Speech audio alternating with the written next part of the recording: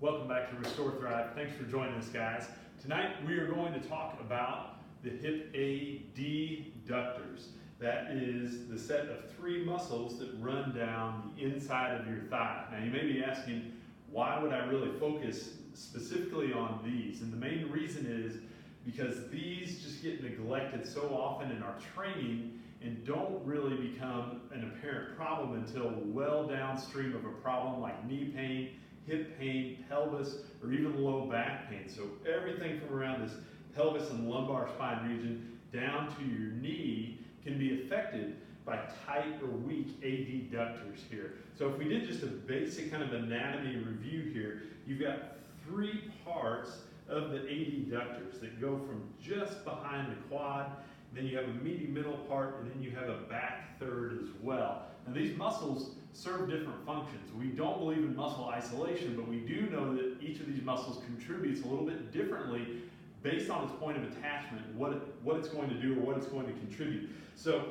we know that that front third of the adductors are what we call the power fibers of that muscle. So our big squatting, jumping, stepping, lunging type of motions are going to recruit those muscles quite a bit. We see most people have decent strength here. We get into that middle and back third though, we start to get into the fibers that have more direct attachment on your pelvis and create that stability upstream around your pelvis and your low back. So you may be asking, how do I figure out where I'm strong and where I'm weak? Because I want to have that power that I need there, but I also obviously need stability if I want to keep a healthy back and spine. So quick test here. This won't be quite the same as having somebody examine you. You can have a friend do this simply by having you lay on your side. We're going to test the bottom leg. And the first thing we'd want to see if we had somebody to help us was how far that person could lift the leg without you helping, just passively lifting that leg. Once you have that measure of passive range of motion, which your partner would help you with, you want to see how far you can lift actively with your toes pointed straight ahead towards the wall that you're facing. So that's going to hit that middle third of the adductors, as well as get a little bit of the front and back side as well. Now if we want to bias and figure out, are we weaker in those power fibers or those stabilizing fibers, we start to turn the foot and the leg. So if I want to bias towards the front power fibers, I'm going to turn my toes up and my knee up towards the ceiling and lift from there. And I should be able to hold that in that position without cramping as well for a good 5 to 10 seconds. I'll come back down. If that doesn't feel like much of an effort, and if I'm able to match that passive position, even when I'm turned in like this, I know that my power fibers are probably strong enough.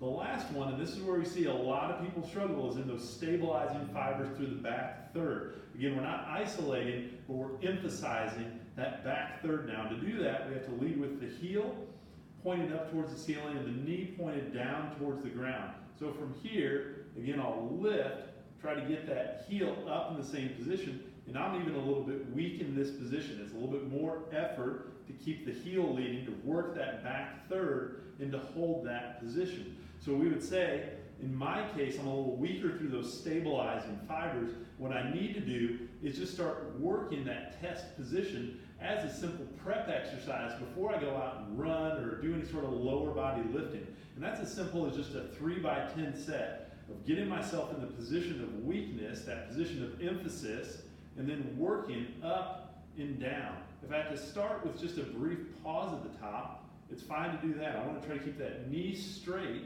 in whatever position that I'm in. And then once I get a little bit stronger, I can try to add an iso hold. So hold it for 3 to 5 seconds at the top. That's going to challenge that musculature a little bit more, help get you stronger a little bit quicker. Again, 3 sets of 10, 30 to 60 seconds between sets.